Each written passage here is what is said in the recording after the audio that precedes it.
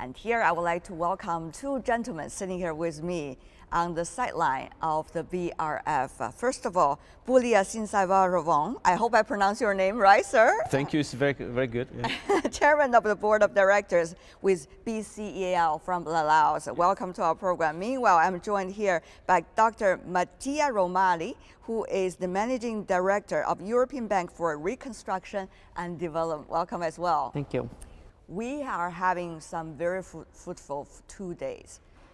You were all here joining us at the opening ceremony. Of course, a lot of important points and policy possibilities at the time. Mattia. Connected policies, about making policies more harmonious between the countries along the Belt and Road Initiative. In the experience of the European Bank for Reconstruction and Development, this is a crucial element of creating an environment where the private sector can invest, predictability of policy, of regulations.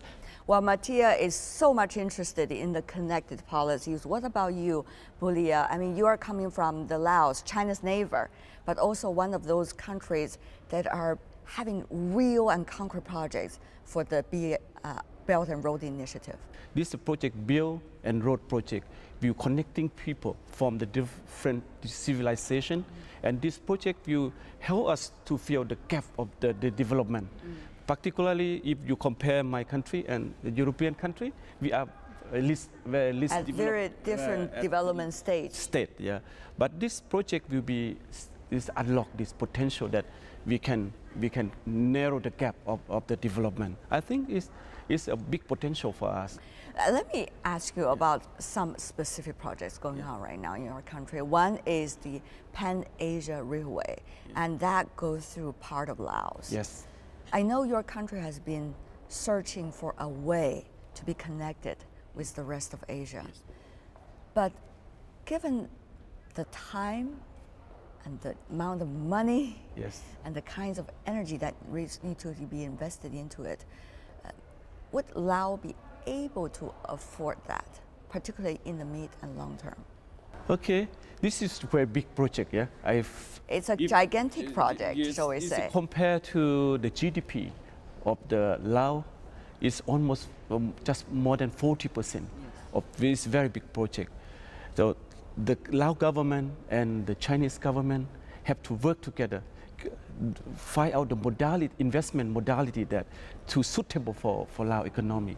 Not to make that this is investment project not put too burden on the Lao side. So this is we have to create a joint venture company. The government have to finance the equity, and the big financing is come from the project financing. So that is workable. Now we start already the construction project. But how does that work?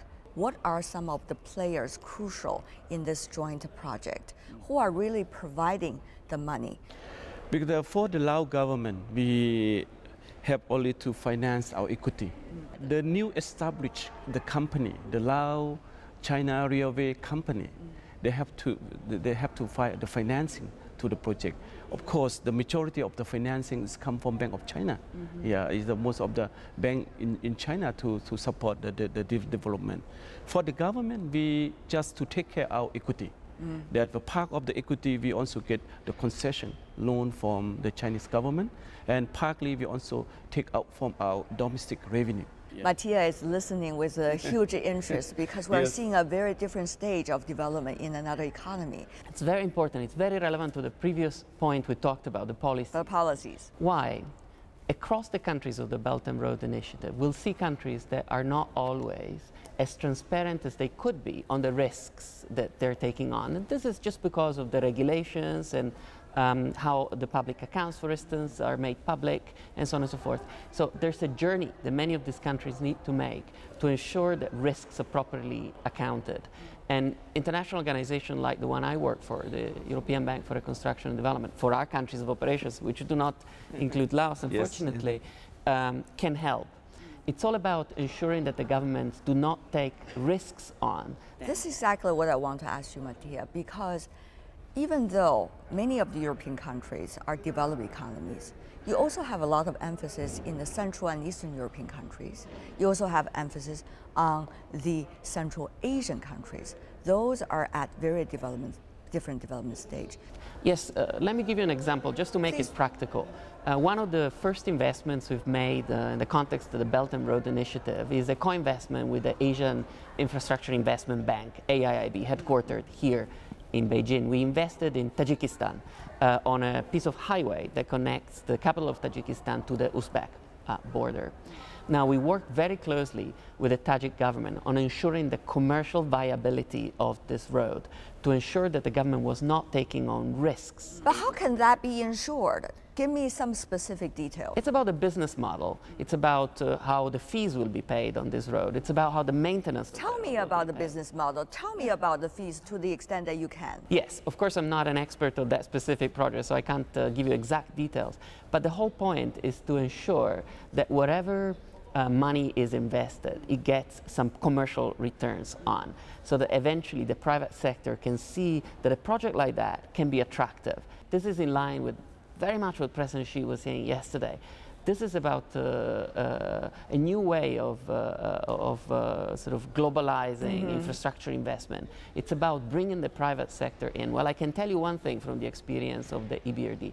Private sector is not going to come in unless it sees commercial returns and risks it understands. Chinese President Xi Jinping, in his speech, was also talking about establishing an international import fair, thinking about how to emphasize on imports and having more trade balance. It's also a very important goal, I guess, for banks like you. Absolutely, that's such an important part of the story. It's important from the economic perspective, of course, but frankly for a political purpose as well. You know, we read articles that said, oh, is the Belt and Road Initiative a colonial pursuit of China? It's clear that this is not the case. And yesterday's speeches made it abundantly clear. But I think the real fear is not so much for colonization. The fear is, will this bring us opportunities? Will this bring us jobs? Will this bring us wealth and growth as well? That's a perfect question. I want to put it back. Will it really bring opportunities? I mean, one does not necessarily lead to the other, even though one is creating the opportunity for the other. You know, Laos is the landlocked country. We have problem with the high cost of transportation. That's right. Yeah, it's to export our goods and services to other countries is expensive. We cannot compete with other countries. We see this if the railway complete. If the railway is connecting to the Pan-Asia railway, that is we unfold a lot of potential in the country. We lower the cost of the transportation. We make another economic sector can be run. We have a big potential for the tourism, ecotourism. We have 70% covered by the forest. We have plenty of land that we can grow our agriculture product and transport to China or other country. We have mining sector. Yeah, we can do a business in mining because we have the transport now. Yeah, it's big potential for me. Yeah.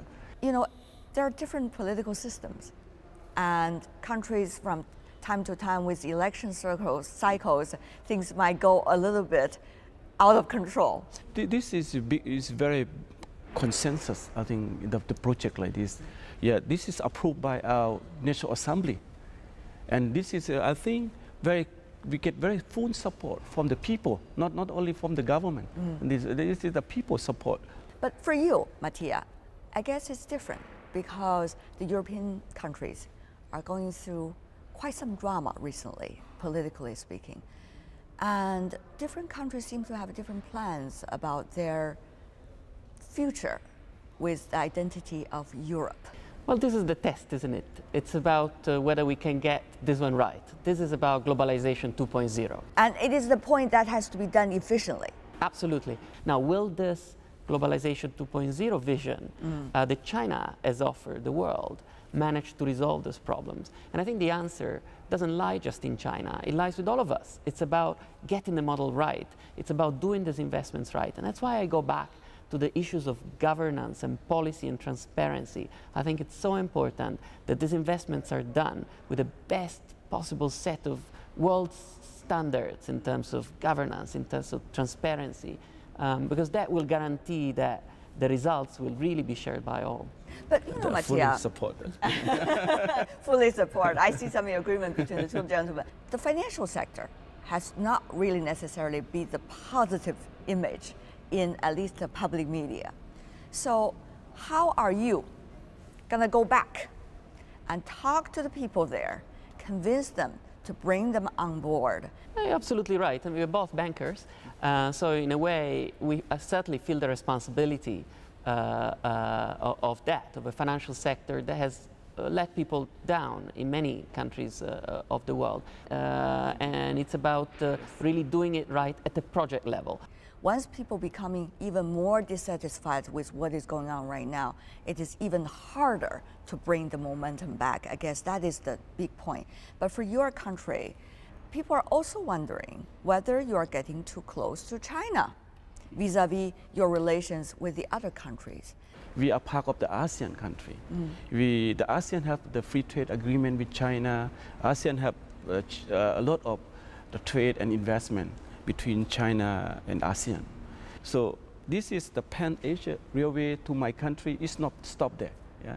It should go forward, connect to Thailand, connect to Malaysia, connect to Singapore, so that to facilitate the trade and investment in the region, we create a big potential for the region, not only for my country. We might have different emphasis in our work, but certainly we're full of energy, it seems, gentlemen, to take the next step.